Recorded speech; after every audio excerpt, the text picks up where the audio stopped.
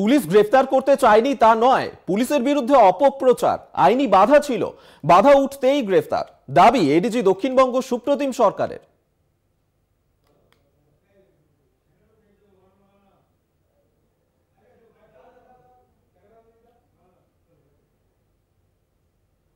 যে মামলার সম্প্রতি হয়েছিল, যেটার কথা শুরুতে বলেছি 5ই জানুয়ারির কথা, যেখানে আমরা তথ্য প্রমাণ সংগ্রহ করতে পারতাম এবং পরবর্তী পদক্ষেপ করতে পারতাম, সেটাই আমাদের ক্ষেত্রে তদন্তের স্থগিতাদেশ ছিল, তাই জন্য গ্রেফতার করা যায়নি।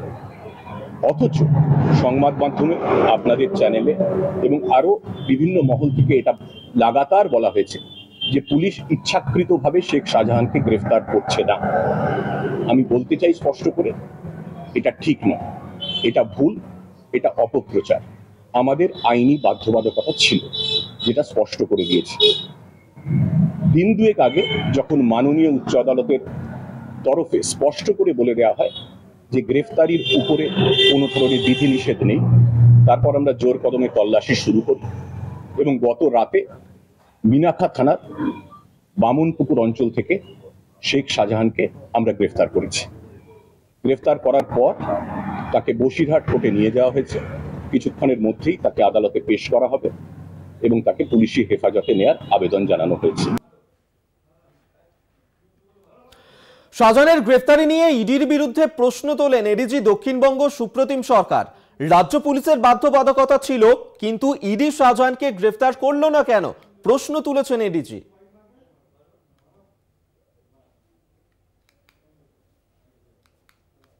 আমাদের উপর আইনি বাধ্যবাধকতা ছিল ঠিক, কিন্তু ইডির উপর সেই আইনি বাধ্যবাধকতা ছিল না।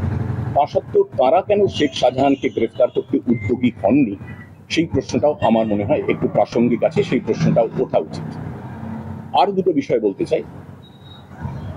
আরেকটি বিষয় নিয়ে গত একদিন ধরে বেশ বিতর্ক চলছে, সেটা হচ্ছে ন্যাজার থানার একটা এফআইআর নিয়ে, সন্দেশখালী থানার একটা এফআইআর নিয়ে। এফআইআরটা কি? দেখা যাচ্ছে অভিযোগকারী যেদিনকে অভিযোগ দায়ের করেছেন তার একদিন আগে এফআইআর স্টার্ট হয়ে গেছে। এটা নিয়ে একটা বিতর্ক তৈরি হয়েছে। আমি স্পষ্ট করে দিতে চাই, তারিখ লেখায় ভুল হয়েছে, কিন্তু প্রশ্ন হলো যে কোনো ভুল যখন হয় তখন সেটা দেখা উচিত যে ভুলটা ইচ্ছাকৃত না অনিচ্ছাকৃত। আমি খুব স্পষ্ট করে বলতে চাই যে এই ভুলটা ছিল অনিচ্ছাকৃত, একটা হিউম্যান এরর।